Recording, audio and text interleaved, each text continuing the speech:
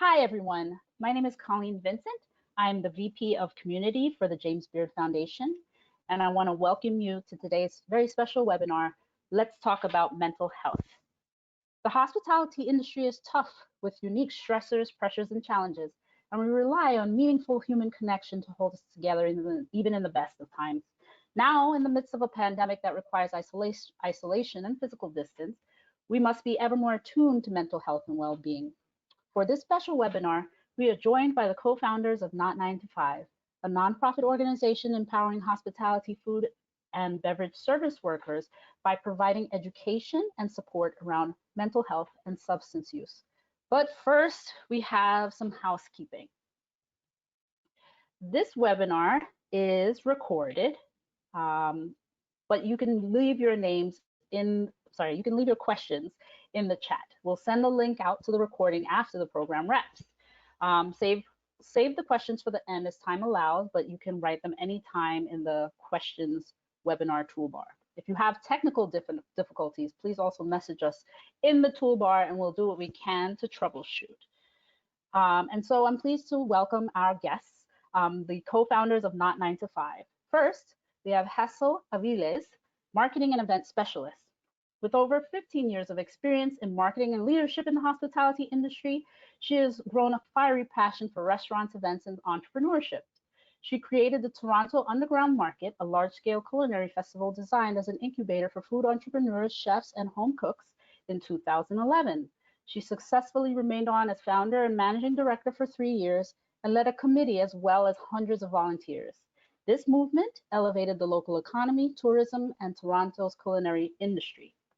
These days, her passion for the food and beverage industry is seen through her work as co-founder of Not 9 to 5, a nonprofit organization that empowers hospitality, food, and beverage service workers by mobilizing support for mental health and substance use. Her co-founder is Chef Ariel Coplan. From a young age, Chef has had a love affair with food and beverage. He always knew he wanted to be a chef, and early in his career, he worked around the world in renowned restaurants. He later brought this back to Toronto and opened the now closed Thoroughbred Food and Drink. Opening his own restaurant taught him many valuable lessons, the most important, mental health and well-being.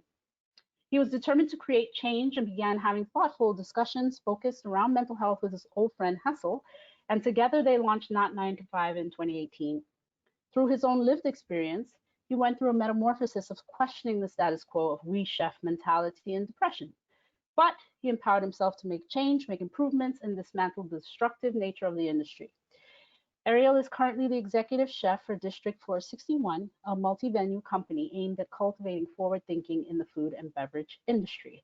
So first, I want to welcome you both. And also Hassel, before we begin, understand there's a content warning that you would like to offer to our audience. Thank you, Colleen, for that lovely introduction. Yes, I did want to just let everyone know, just in case we don't like to assume anything when it comes to these conversations. Just offer a content warning that this conversation will likely cover topics of mental illness, mental health challenges, substance use and/or addiction, and there may even be a mention of suicide. So just wanted to let people know ahead of time. Thank you very much. I really appreciate that. And so I will pose this question to both of you, knowing that, you both work on Not 9 to 5, but have had, different experiences and access points into this industry. What have traditionally been the chronic mental health challenges of the hospitality and restaurant industry as you have known them? I'll start if that's okay. Yeah, I think that's a really great question, and I think even taking a step back from there is understanding that the principles within our industry don't provide psychological safety for the people in it.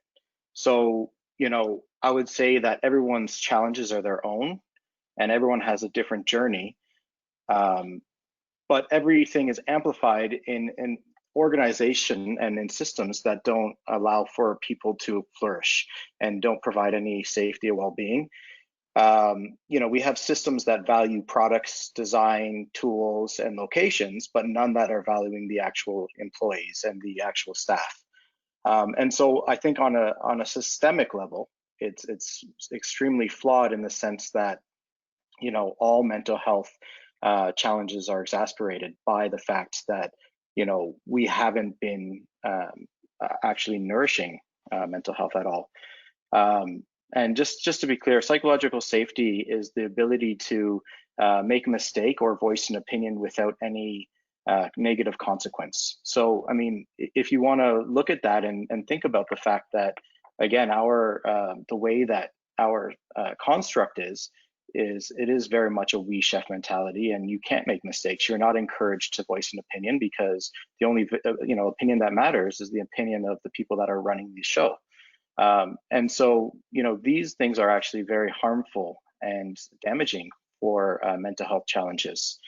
You know, I think that talking about valuing the staff and actually having an element in the business model that allows for the staff to flourish and allows for people to grow is something that's been frequently missed. Thank you, Ariel. Can I add something to that too? Yes. So, you know, another thing I would add to what Ariel shared is that our industry in the past, this is from a study done by Mental Health America in 2017, our industry's ranked as is number 3 in the worst workplace for mental health. And so when it comes to food and beverage service, you know, we come in at number 3. Number 1 and 2 are manufacturing and retail. And if you think about certain companies, you know, like a distillery, a winery, a brewery, where technically those businesses are considered all 3, manufacturing, retail, and food and beverage service. So, you know, we're really hit quite hard. And when we say worst workplace, what we mean is that there's a lack of resources and support for workers. And so a lot of, you know, things are normalized that are quite harmful. And what's missing, you know, is like we said, the resources and support for people. Also, Colleen, I wanted to add that we've done a lot of research in the last 2 years from people that work in our industry from all over North America, not just Canada. And the primary concerns based on research in our survey, I just wanted to run through them and highlight that they have, for the most part, stayed the same throughout the pandemic. But there's definitely been an increase in PTSD that we're starting to see show up. It's something that takes time for it to manifest, but up until now, the hospitality industry primary concerns are number 1, depression, number 2, anxiety, number 3, substance use, and that includes both drugs and alcohol.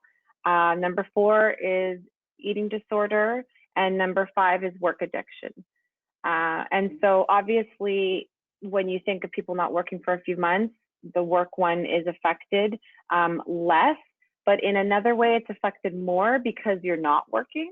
And when you keep people in isolation, there's actually an increase in struggle for people. You know, isolation is often referred to as the enemy of mental health and the enemy of recovery for people that, you know, live with substance use or addiction. So those have been the chronic challenges for the industry for the most part, and that speaks to the pandemic time as well. Wow. So, you know, it has been my experience that when people form non-for-profits, it is because the issue is closer to their heart. You know, it's something that they believe is worth the time and energy because it has a broader like social value, but there's always a story behind it. So if you feel comfortable, you know, what have been your personal encounters with colleagues and maybe your own experiences with these challenges? And then how did they mobilize you or move you to like create more formal resources and like have it available to the broader North American hospitality community? Yeah, I mean, I think that's such a good question. I mean, one of the things that we often talk about is the fact that it's not real until it happens to somebody. You know, like people don't understand the magnitude of what is happening. When we say there's a mental health epidemic, we actually mean that there's a mental health epidemic because of the fact that the numbers are shocking. And you know, everyone has mental health, but not everyone has a mental illness. And the moment that you experience something yourself, that's when, it puts everything into perspective. So for me, you know, I started cooking professionally when I was about 17, 16 years old. And the whole time I was just, I just was so super ambitious and super passionate, and I just wanted to go, go, go. So I worked in Michelin stars for quite a while, and just tried to work up the ranks. And you know, the 12-hour days grew into 14-hour days, which grew into 16-hour days. And you know, at a certain point, you know, I really was still just focused on opening a restaurant, and that was kind of my goal the whole time. So in 2014, I did open a restaurant, and I realized pretty quickly that the go, go, go mentality wasn't going to stop. I mean, obviously, you know, you're opening your own business, and it adds to it. But the 14-hour days, 16-hour days started turning into 18-hour days. And a big part of the challenge was that when I would go home, because of my passion around the industry, all of my hobbies had to do with the industry. And so I would go home, and to disconnect from work, I'd actually be doing more stuff with work, you know, whether it was researching or, you know, writing new menus or whatever else. And so, needless to say, I burnt out and became very depressed. And I think a big part of that for me was realizing that outside of work and my passion around work, I had very little. You know, it was like a professional success, but a personal failure is how I always view it. Where, you know, in my personal life, I didn't have any hobbies, and I didn't have a ton of friends that I contacted on a regular basis just because of my working demands. You know, I'd be like, "Oh, what are you up to?" "I'm working." You know, that was the consistent message, and I'm sure a lot of people can empathize with that, because you know, it's an industry where that is normalized. And so I began to think about all of these things that I was experiencing, that had been normalized in the industry. Um, and so I started making shifts so that I could try to aid in my staff not having to go through the same thing, encouraging hobbies outside of work.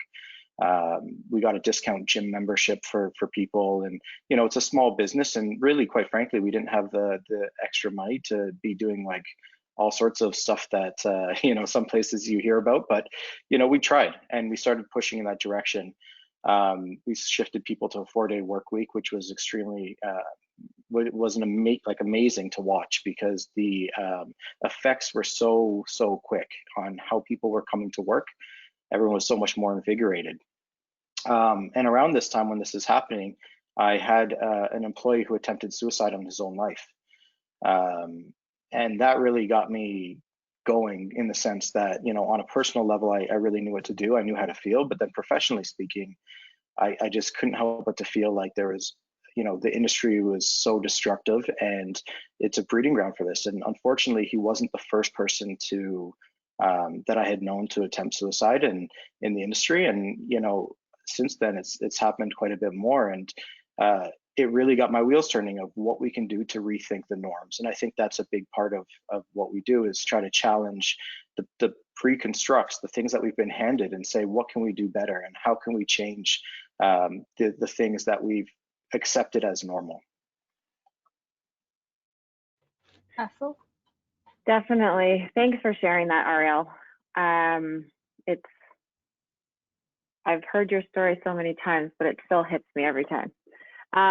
You know, I think that for me, it's a different version of the same story, you know, and when I say that, I mean that I entered the industry very similar to Ariel as a teenager. I was 17 years old. My first job, I was a host. I moved up pretty quickly, became a server, you know, eventually manager. Many years later, I even owned my own restaurant and started a food event business.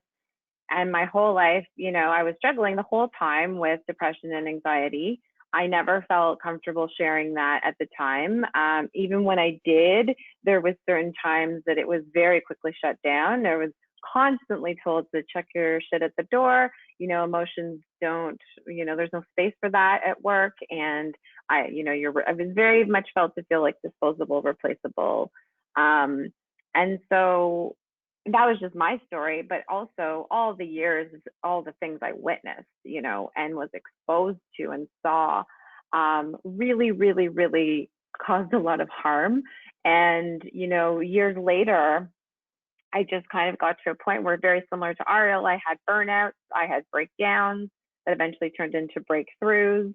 Most of my inner circle is very much with people that have grown up in this industry too, or are chefs or owner operators. You know, we tend to stick with our people, and I just, right, like we're the same. We're going through the same thing, and so there's like a very close bond that's created, especially decade after decade. I mean, this isn't 1 or 2 years. This is many years. And not 9 to 5, really, to me, I'm 40 now. I know we're not supposed to like talk about our age all the time, but I have no shame. And I see not 9 to 5 as a love letter to my 20-year-old self. It is the messages that I wish I had heard when I was really struggling. It is the, you know, coping mechanisms and education and support and resources and tools that I really didn't feel I had access to. And ever since we've created Not 9 to 5, you know, as a nonprofit, or even just as a Instagram account, you know, even just alone as an Instagram account or a social media account, the demand never ceases to amaze me. You know, the stories that come into us, the people that write us from all over, not just where we're from in Toronto. And, you know, for me, I've just found that there's so much power in sharing your story. And there's so much. So thank you, you know, Colleen, for creating this kind of space, because I think it really like Ariel said, it really normalizes, you know, how common this is. Going back to the survey I mentioned earlier, when asked, do you work with challenges to your mental health and or addiction? In the hundreds of people that have filled this out, 90% say yes. And those are all hospitality workers. So this, you know, to Ariel's point, this is an epidemic. This is not a casual problem that, you know, is kind of loosely affecting us. This is something that is on a super grand scale, having an impact on our entire industry. And this year, we're going to see it more than ever. And we're going to continue to see it for the next year or two as well, because there's a ripple effect that happens. And, you know, as I spoke to earlier, PTSD takes time to manifest and show up.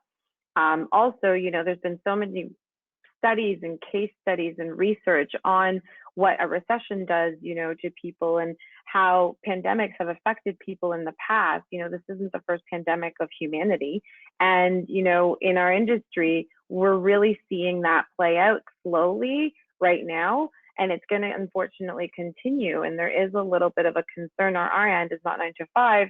You know, we've had to really pivot this year in response to the pandemic, because we see things like before they happen, in a way of the fact that we immerse ourselves in this research every day. This isn't something that we dip our toes into like once in a while.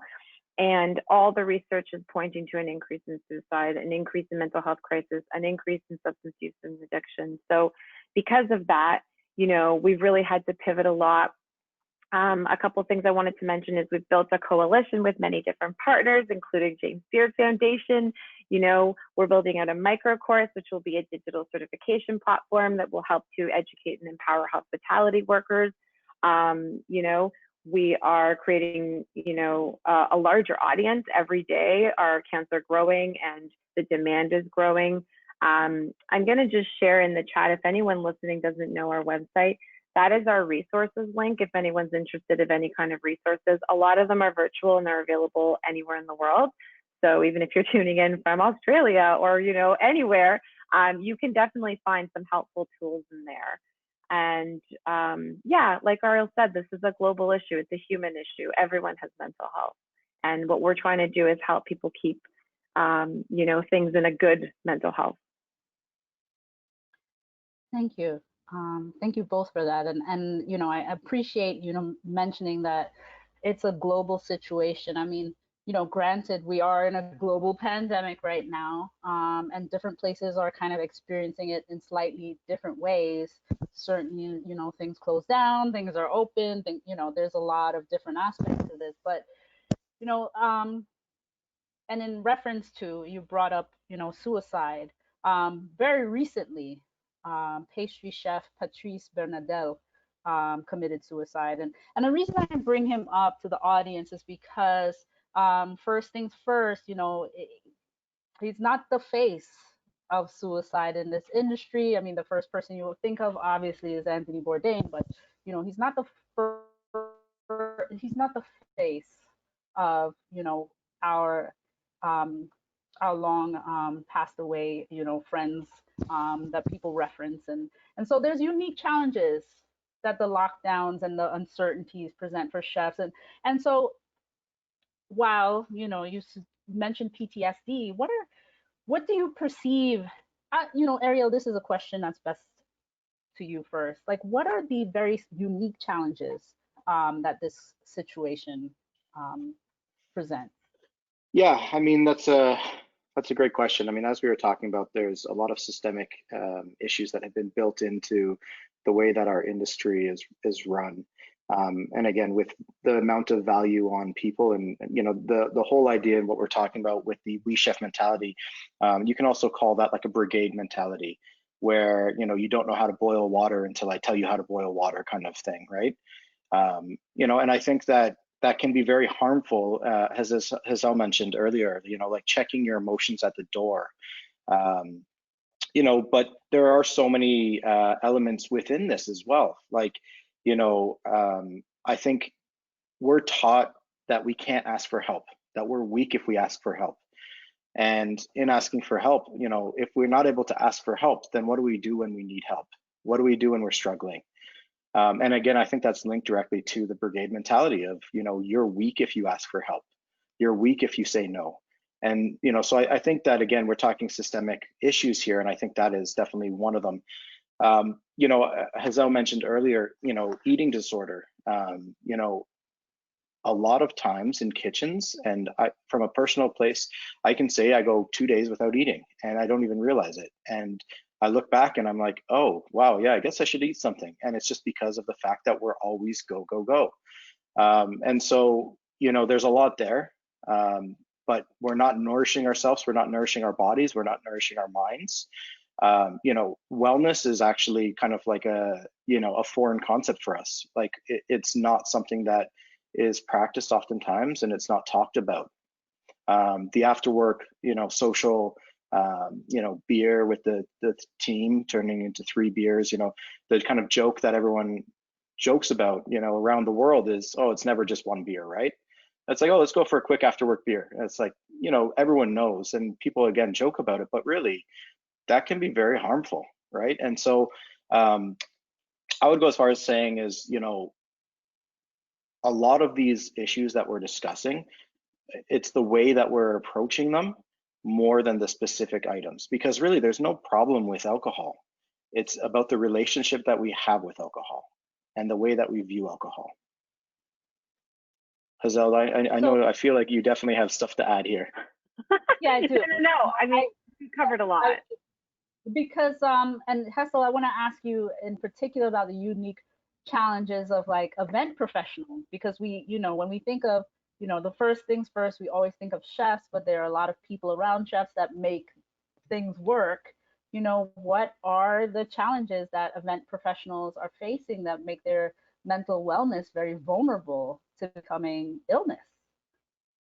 I mean, it's a great question. I would also add that, I did spend 10 years as a hostess, server, bartender. I did all those front of house positions. And in studying now this problem for the last couple of years, like really, really digging deep into, because I have a strong belief that you can't find a solution if you don't fully understand the problem.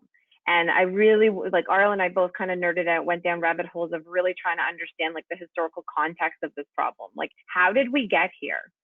How is it this bad in this industry? Like, how are there so many of us suffering in silence, and yet no one's talking about this, and there's no support and resources? It was really confusing to me. But actually, as I started to learn and study, it made sense.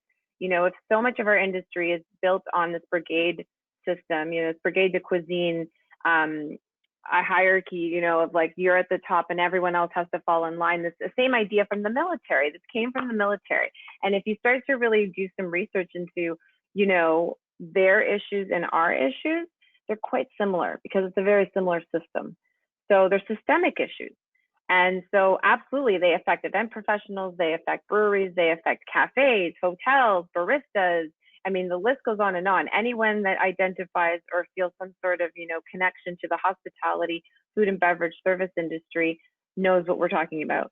And I would say that, outside of everything that Ariel mentioned, because you mentioned, you know, so many excellent points, but the one that really stands out to me that I feel like it resonates with, whether you're front of house, back of house, owner, operator, doesn't matter who you are, is this whole concept of only servicing others and, you know, giving out, and it's output, output, output. And often we're just left empty and we're depleted, and, you know, we're left with nothing for ourselves. And if you're pouring from an empty cup, I mean, it's the oldest thing in the world, but if you're pouring from an empty cup, there's nothing to offer. And so I think that that is something that was really drilled into my head, you know, of the, you just have to make it work, and you just have to work doubles, and you just have to work, you know, all these days in a row, and you just have to keep going. And it's just not sustainable, you know. And the last thing I'd add is, you know, there's so much emphasis on the, you know, sustainability and ethical treatment of the ingredients that we use in our menus. And I really, with Not 9 to 5, I'm trying to push us to have the same focus on the ethical treatment of the people that are producing, growing, serving, you know, and creating everything that we consume and everything that's given to, you know, consumers. I think that for too long, it's been kind of an afterthought of, you know, how our workers are feeling. And really, at the end of the day, we don't have an industry without people. So, you know, you can have the most beautiful restaurant with the best ingredients and the coolest chefs, you know, and the best service staff. If no one comes to work, you don't have a business. So, you know, that's, you know, where I would end on that, is just that, you know, the things that are really unique challenges for our industry are the fact that we need to bring the focus back to the people. I think for too long, labor on a budget is seen as a problematic line item, and that in itself is a problem. And you see now, you know, there's a freedom that comes from like the world kind of stopping to listen to what people have to say, as more and more staff are coming forward and saying like, look, I love what I do, but these elements that, you know, are not right. And it's like everybody's ready to be like, no, it's not right, when before it was, you know, just as quiet as it kept. And I like what you said about pouring from an empty cup. And I'll put a little of my own experience here. You know, people talk about gaining energy and losing energy. And as an introverted person, customer service, which is something that I'm good at, left me nothing. You know, working as a reservationist left me nothing at the end of the day. And that's because that energy exchange wasn't always very reciprocal, because of the same mentality of, you know, you have the brigade system and then you have the customer is always right. And I think we're more, you know, I hope we're moving to the world where we understand the customer is not always right, and that's okay. We can deal with it. But I do have a question in the box. I mean, I have my own, but still. We've been asked, do you think there's a meaningful or substantial shift in the industry away from the rock star chef and towards accountability and leadership? And if so, what do you think will be the effects? Yeah, Ariel? I think that's a great question. I think it's a starting point, but I think it will take us all to actually you know, be involved in that change. I think there's, you know, the famous saying is be the change you want to see. And I think that's such a great way to put it. And you know what, accountability comes in so many different forms. And I think the number one thing is being accountable with your own actions, and understanding that we're all complicit in the fact that we've all been involved in this industry and we've all perpetuated part of the problem in the past. And, you know, owning the fact that we've been part of this is the first step to moving forward and how we can grow from that.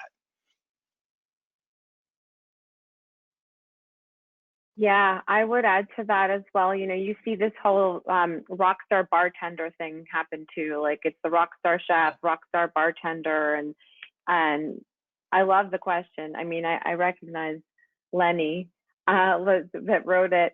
Hi, Lenny. I think it's a really good question, and I think, you know, in terms of accountability and leadership, that's so tricky, because I think that really depends where you work, and unfortunately, one of the most amazing things of this industry is that we're so spread out. There's so many of us, there's so many different kinds of businesses and owners, and we're all over the place, which is so amazing. But it's actually problematic when you want to make a change, because it means that and we're not really united in any real way. Like, I would say, obviously, organizations like the James Beard Foundation help to unite the industry. But, there's nothing really that gets to every single corner of the industry. And really, that's what's required for the changes that we're talking about. So I think that over time, what Ariel said is the most true, which is we have to actually start with ourselves. And it's hard work, to point things out when you see them. It's hard work to acknowledge that we've been complicit in certain behavior. And it's really uncomfortable work, to acknowledge that you may have been part of the problem at some point, by participating in certain, things that at the time seemed really fun. I know I've done it. I know I've tons to confess. And every, day I'm trying to look more and more inwards and trying to be louder and prouder about, all of these issues. And I think that that's part of it. But I would say we have to keep holding ourselves accountable and keep holding, our industry as a whole accountable. And just one last thought there is change does take time. And, we are questioning an entire industry that has been operational for so long and, is so spread out, as Hassel was saying, that, it will be a big culture shift. It needs to happen. Before COVID, the biggest conversation in the industry was around the labor shortage. And there's a direct link there. Like, it's not a huge question in my mind as to why young people wouldn't want to continue in this industry when it's financially, verbally, sometimes physically abusive. And so, we need to be better, and we need to, like you said, we need to be accountable. Before I get to this next question, I have one of my own. In this industry, we talk a lot about substance use disorder, addiction, chemical dependency, however you want to call it. And, Hassel brought up some great points using like data points, and so I want to know, how can we remove the stigma of the wider array of mental illness beyond substance use disorder? And I know that the industry is not unlike the greater world, where like you can be an alcoholic now and people understand that it is a sickness, and not necessarily a character flaw. But there's also bipolar, there's schizophrenia, there's depression, there's anxiety, which is so often thought of as like a woman's illness, or the same stigma of like hysteria back in the 1800s. So how can we as insiders remove the stigma of the many other mental illnesses that people in our industry have, because we're as diverse as the people outside of our industry? Yeah, I think the first thing is acknowledging that everybody has mental health, but not everyone has a mental illness. I think that's a very good place to start. Stigma can be a very dangerous thing. Stigma is what causes people to suffer in silence, and it can be lethal. I think that's a real point for people to start understanding, is that it really can be lethal.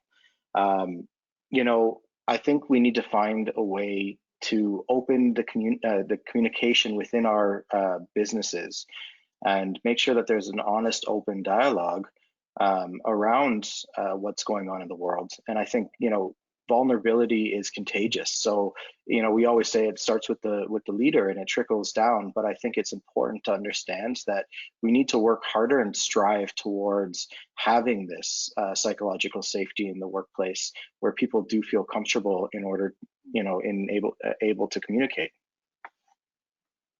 Thank you, Ariel. I want to add a couple things to that.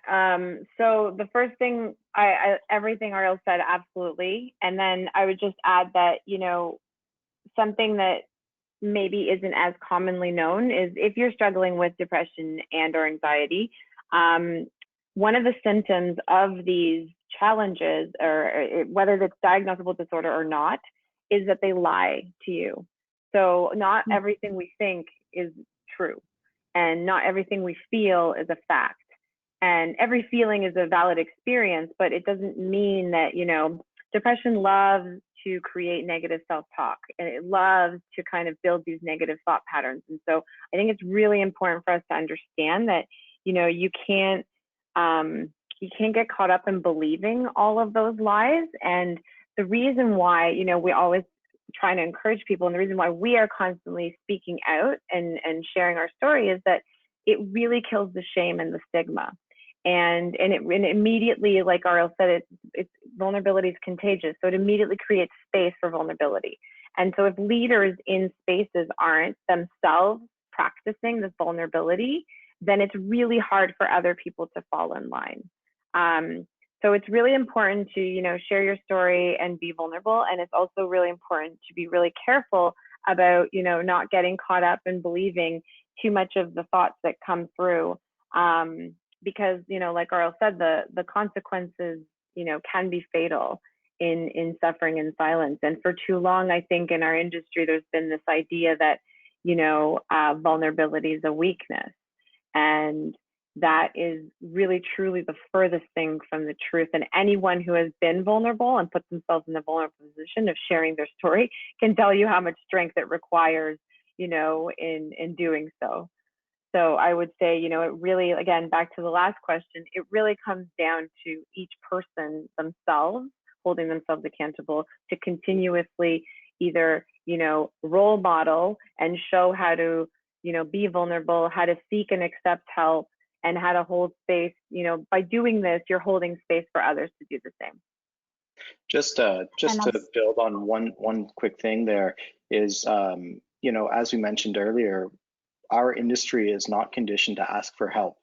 But one of the things that we really need to address and rethink is the fact that we should encourage people to ask for help, because it shows that they have the trust in the team to do that. And again, one of the best ways that we can help combat stigma is by encouraging our staff to ask for help. I agree. I can't help but think about, and it was a broader campaign, but it included, canon American writers, but also, very specifically Terry Bradshaw, who happens to be, on the formerly, still the winningest team possibly of American football history. And was part of the Iron Curtain, which is one of the most admired offensive lines. And this, burly man has like 5 Super Bowl rings, and he came out and said, I live with depression. And this was a couple of years ago. And, now, particularly in light of certainly in light of Anthony Bourdain, more and more chefs are talking about their struggles. And you start to see this commonality to the experience, whether people are walking into the room with these symptoms and challenges, or they're developing them as a result. And certainly this industry is it can actually create certain symptoms, which is very unfortunate. Thank you, Ariel, to bringing that point to the fore. So the question is, now we have this industry that is wonderful and beautiful in many ways and very challenged in other ways. So someone has asked, what new barriers do you predict or see the pandemic will pose to the change hospitality movement and mental health awareness in the industry? Yeah, I think it's so true in saying that everyone is experiencing it differently, and there's no right or wrong way to experience it. I think one of the big concerns is that with the already fragile state of where our industry was, with epidemic levels of mental health challenges, the next thing to me is a real concern of collapse here. What's worse than an epidemic? And I think that's the real point. So I guess to answer your question is, I think there's going to be a lot of barriers, and I think that there's not going to be any more important than others, because at the end of the day, you know, people's lives are on the line with all of them. I would add one barrier that I'm seeing from the pandemic is the fluctuation that's happening in our industry with so many closures. And to be honest, I am really kind of forecasting that there will be more, you know, as the fall and winter arrive and patios are no longer an option and subsidies dry up and potential second waves come through. You know, there's a lot of increase. Also, kids are going back to school in September, so that will have an impact on the pandemic because of the numbers of hundreds and hundreds of thousands of children, you know, all in the same space together and then going home and back and forth. What I see as a new barrier is how much our industry is about to go through.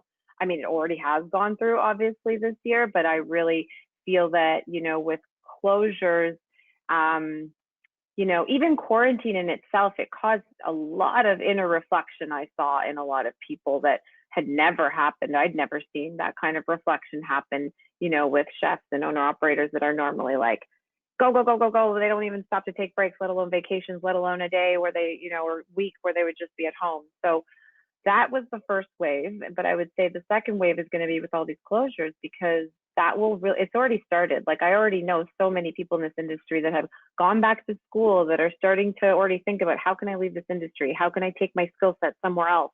So I think that's going to pose a real barrier in terms of, you know, changing things from the way they are from the current people in it. However, the positive to that is that I think with so many people leaving the industry, as it starts to rebuild in the next year or so or two, we're going to see an influx of younger people entering this industry with, you know, a lot different mentalities. If you've never grown up in this and you just come into it, you don't really put up with the same kind of stuff that, you know, I can say, at least for myself, I put up with.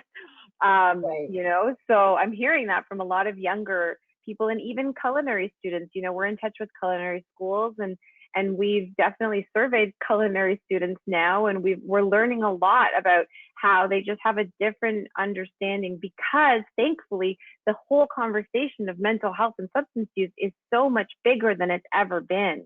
And, you know, that's not just for our industry, that's in general, you know, in the world. Globally, we've never been this loud and proud. And globally, we've never had it be such a mainstream topic of conversation. And I would say that the pandemic actually, in a way, really helped that. It really helped push it even further, because now it's something that's so front of mind for, you know, even someone that maybe 6 months ago wasn't really struggling with their mental health, right now could potentially be in a crisis.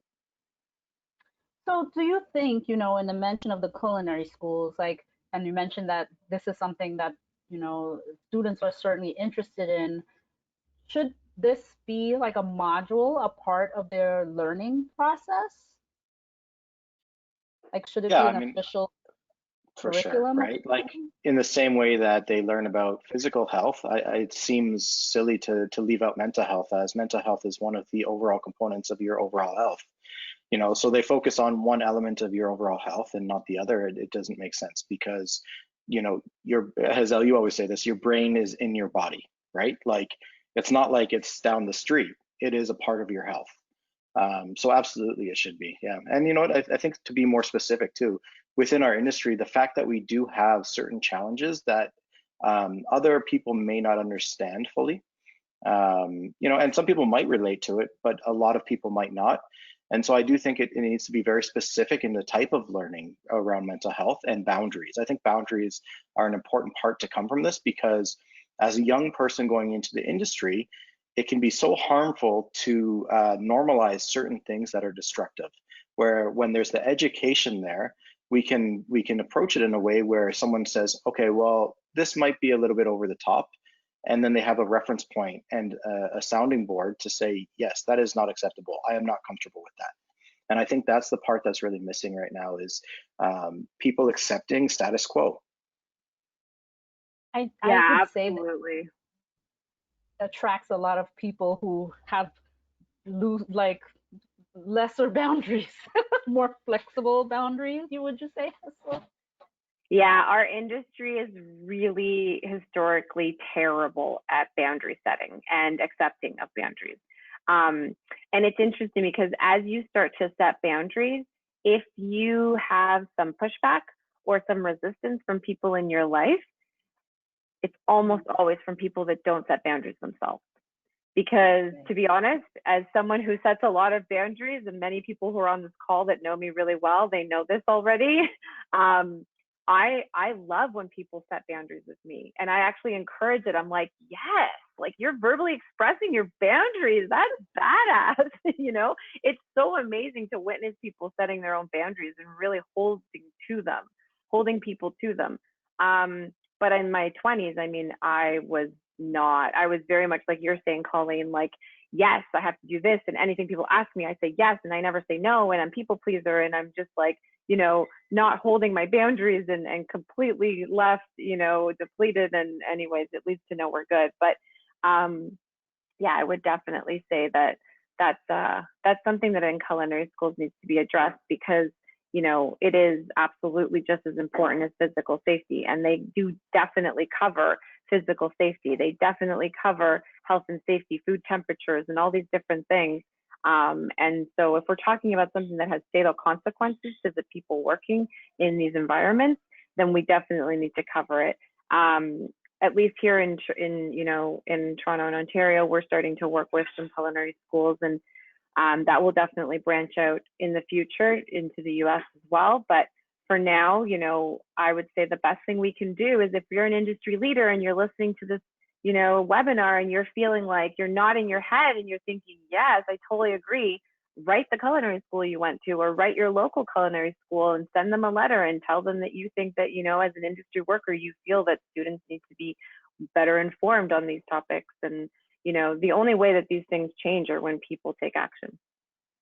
Yeah, like, you know, Hassel, you said it, the love letter to your younger self. And I think the real point to me is still be the leader you wish you had, right? I have, so, you know, this comment box has some really amazing questions. And one of them is actually, you know, from a person who is a friend of mine and is a restaurateur. And is at the complete and total burnout and has been for a long time. And wondering, like, when you have all come across individuals like that, have they just walked away, or is there really another option at that point? Is it worth sticking around?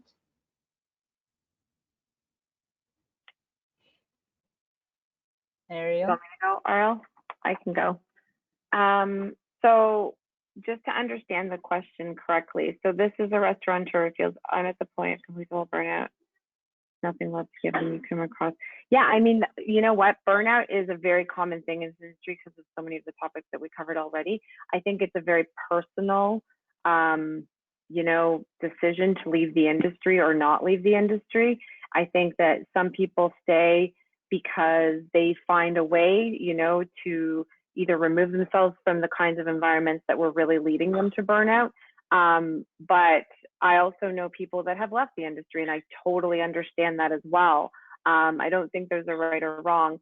I would say if you are dealing with actual diagnosable burnout, though, you have to walk away in some way or some capacity, because it is something that requires a recovery. So in the same way that if you were hit by a car and you were hit by a Mack truck and you have to, like, you know, lie in a hospital bed and get medical attention and recover from this, you equally have to recover from burnout. It has a very long-lasting effect if you don't actually heal from it properly, like really serious consequences that can either, you know, affect your brain and your body. Like the mental and physical health are interconnected, right? So if one part is affected, it ends up affecting everything else. One always is talking to the other. So in taking that time away, I know that that's really hard, and I know it's really easy for me to say. I've been diagnosed with burnout twice before, and it's a really, really dangerous place to be, because you're no longer seeing things through a clear perspective. You now have this whole entire filter of burnout in front of everything that you're seeing and doing. And it's really, really likely that it will lead into other problems. So it's something that's really, really important and needs to be taken seriously. That's why, like, you see it even in like mainstream entertainment industries, people that, are diagnosed with burnout and then they have to disappear for a few weeks and you think, oh, what a luxury. But it's actually not a luxury. It's actually just as important to recover from as if you had a heart attack or if you were diagnosed with, some other really severe disease or illness. So that'd be the first thing. The second thing I would say is that in that time that you take off is probably when you'll find the answers of whether you want to stay or not. And I would encourage anyone that I know that's dealing with burnout to definitely take it seriously and take some time off, whatever, is recommended by your doctors. And during that time, try to do some real inner reflection as to whether you want to stay or leave the industry. Yeah, I think just to add to that, we have so much pressure on ourselves to perform at a certain level all the time. And I think it's important to remember, like, if we had a broken leg, we're not going to run a marathon. Athletes need to recover. And I think that it really is extremely applicable for us as well in the industry that, we need time at times to recover. We need to be, in order to perform at a certain level, we need to be able to give our bodies and our mind what we need. And there's no shame in that. That's just a fact. Like, there's a reason that athletes train the way they do, and a lot of times actually have professional mental health with them to keep their mind in a certain to a certain level, right? It's something that I think a lot of us need to really consider more. And I think that, again, that pressure oftentimes comes from ourselves. And in terms of switching industries, I would say it's a pretty natural thing to think about. If you're not feeling good in a great space, I think it's pretty easy to be like, I should just shift. I've thought about that myself at times as well. And I don't think there's a wrong answer there. I think the wrong answer is doing nothing. I guess maybe there is a wrong answer, which is just doing nothing. But I really think that it's the first thing is just getting yourself back to where you need to be, and only what that means in terms of where you need to be, but getting back to where you need to be and then assessing. I think, as Hassel mentioned, you do have the blinder, so it's kind of easy to say, okay, I'm going to shift jobs, I'm going to shift industries. But I think taking time to recover a little bit and then making that decision is not a bad thing. I want to add one thing. I saw a comment here from a friend of mine, Funmi, and I think he makes such a good point on this topic. So, Funmi, I love what you wrote this. He said, if you're thinking of walking away, that you may feel guilty because of the close family ties that you build. And I think that that's such a good point, that sometimes guilt goes into these decisions when actually it has no place in these decisions. And then at the end of the day, your health and future matter way more than your job. And it's important that we let people know this. I couldn't agree more. Thank you. And also, just to add one little thing, doing nothing is doing something. So just keep that in mind. And so, we have another restaurateur who asked, in addition to opening dialogue with staff, what resources are there for leaders to help their staff deal with mental health issues? Hassel, do you want to go or do you want me to go? Sure. There we go. Sure. I would say, in terms of leadership, in our industry in specific, so I would check out our resources page.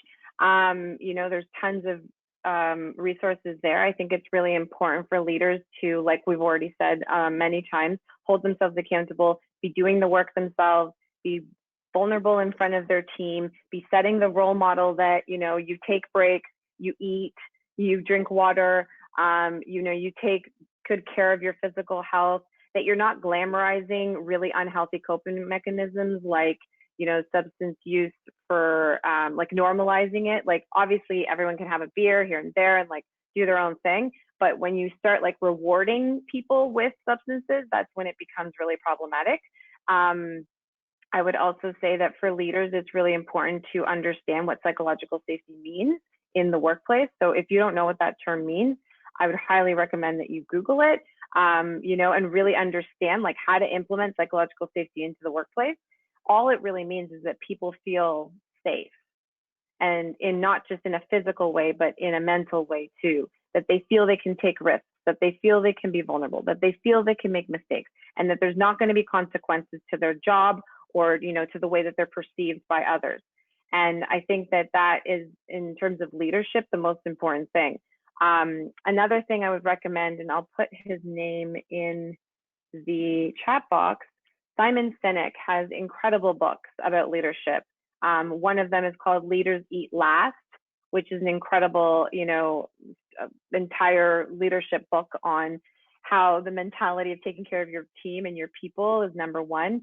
And then his latest book on the infinite game, I would say, is really pertinent to our industry because we tend to have a very finite mindset in the culinary industry, and it's really problematic and has a lot of negative consequences. So I would say, you know, reading leadership books and really getting in contact with as many mental health resources as possible. Oftentimes we create, you know, a first aid kit in our restaurants and in our bars and in our hotels, and we don't have the same amount of resources for mental health and for substance use. And or if someone, you know, comes to you and is like, I attempted suicide, or I'm having suicidal thoughts, you know, as a leader, you should have, or it's very important that you try to have these resources ready and be more proactive than reactive. I love that. To add a few of my own, I think, you know, assume that people are struggling when they come into the workplace. It's a lot safer than assuming that everything's okay. I think that's a big one. Psychological safety is definitely a journey, not a destination. It means, you know, you're going to implement practices in order to start getting there. But it's a harm reduction method and approach to helping mental health. You know, it's a proactive, as I was saying, versus the reactive, which is a crisis management toolkit, which I think is equally important. But the goal is to try to get it before it gets to that point. I think showing up with empathy and compassion, you know, like understanding that everyone has their own struggles and that you might be feeling something which is completely valid, but someone else is feeling something as well, which is all equally as valid. And I think, you know, we've mentioned it a couple of times, but it always starts at the top. And so I think leading by example is such a powerful thing. And being vulnerable is contagious. So, you know, I think that there's a lot there, and I hope that helps answer your question. But it's a lot of little practices and approaches to the way that, you know, the everyday service would work, you know, little check-ins here and there, and just an honest, open communication with people. The last thing I wanted to add is just one organization. It's actually in California. Our friend Patrick Mulvaney is actually on this call, and I wanted to highlight his organization. I put it in the chat box there.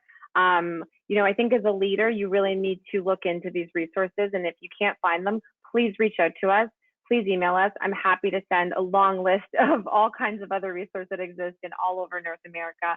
And now we've even started to build a database of resources overseas as well. So if you're ever, you know, struggling or just can't find, you know, the resources that you're looking for, definitely ask. So first things first, I want to say thank you to Hassel and Ariel for this amazing conversation. Thank you all for like participating in what is really, you know, a series of conversations about mental health in this industry. You know, the foundation has also has a list of resources on its website, and we've been having these webinars, and we'll be having more of these because, you know, we are in some of the most challenging times we've all ever had to face. And it's an opportunity to be vulnerable, as Hassel and Ariel have encouraged us, but also to learn, you know, what works and how like we can help make this an industry that's not only attractive, but also retentive. Like people stay. You know, somebody in here asked how to recognize burnout, and there's a lot of different signs of that. But the fact of the matter is, like, people come into this industry because they want to be a part of something, but it shouldn't be at the expense of themselves, you know. So I want to thank you both for sharing your experiences. Guys, this is not the last you will see of Hassel and Ariel. We'll be having more of these conversations, so stay tuned.